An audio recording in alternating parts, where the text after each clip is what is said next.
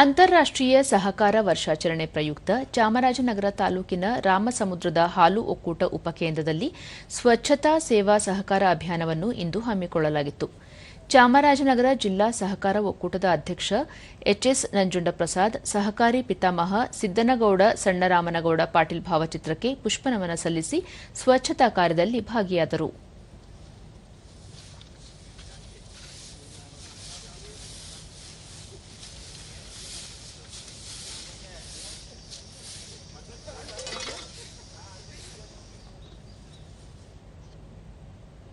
ಬಳಿಕ ದೂರದರ್ಶನದೊಂದಿಗೆ ಎಚ್ಎಸ್ ನಂಜುಂಡಪ್ರಸಾದ್ ಅಂತಾರಾಷ್ಟ್ರೀಯ ಸಹಕಾರ ವರ್ಷಾಚರಣೆ ಅಂಗವಾಗಿ ಸ್ವಚ್ಛತಾ ಅಭಿಯಾನ ನಡೆಸುವ ಮೂಲಕ ಸ್ವಚ್ಛತೆಯ ಅರಿವು ಮೂಡಿಸಲಾಯಿತು ಎಂದು ಹೇಳಿದರು.